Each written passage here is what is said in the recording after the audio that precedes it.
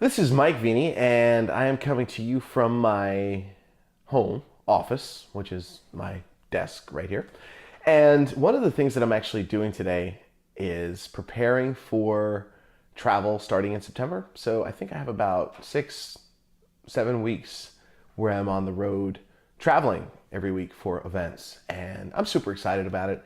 It's going to be fun. But one of the things that I think about is when I do these long stretches of travel, sometimes I really start to have trouble with my mental health. My depression can really start to kick in heavily. Travel is very lonely sometimes, especially business travel. I'm just by myself. And even if I'm speaking in front of a big crowd, that's not really the deep interpersonal time that we all need and crave.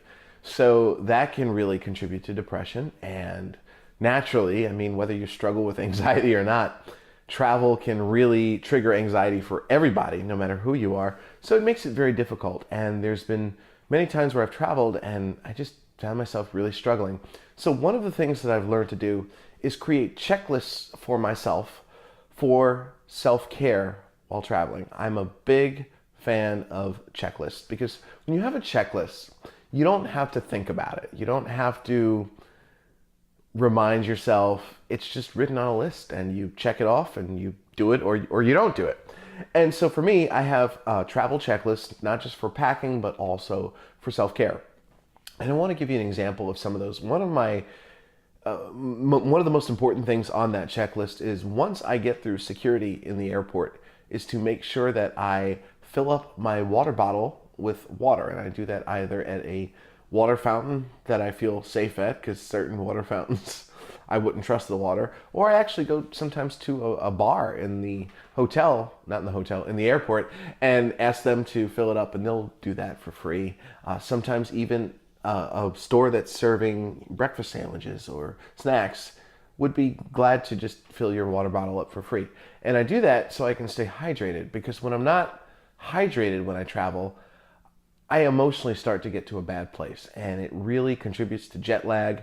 The other thing that I do is when I'm on a plane is I make sure to fill up my water bottle again and again and get myself to the point where I have to go to the bathroom and urinate several times during my flight, because it gets me up and gets me moving. And this way, by the time my plane lands, I'm not feeling jet lagged, which will definitely trigger my anxiety if I am jet lagged, and I just feel better. Another item on my checklist is when I get to the hotel, and I learned this from my trainer, Mike Weidenbach, that it's really important to jump in the pool when you get to your hotel. Just jump in the pool and go to the weight room and do some exercise. So even if I arrive late at midnight, I try to do something to get my body moving, and that just grounds me and makes me feel better. Another thing that I do is make sure I take time to set up my hotel room to feel like home. That could simply mean unpacking my stuff and putting it in the drawers, or just organizing myself. But I try to do something that makes me feel like I am at home. I also am a big believer in, even if you're an introvert, which by the way, I am a complete introvert, is scheduling time with people, especially when you're traveling with business. So no matter how busy I am, I always make it a point to reach out to a friend beforehand that I know lives in the area where I'm visiting, and simply get together for coffee, get together for food, grab a drink with somebody, do something to bond with another human being. And I think that's really, really good, especially if you're traveling by yourself. But little things like that have really made travel much easier. And I want to say this, I've been doing this now probably for about a year or two with the intense travel and the new checklists around self-care.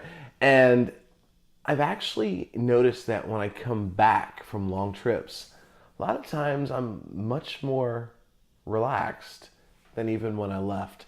And I think that's because I'm really learning to become intentional about doing certain things during travel.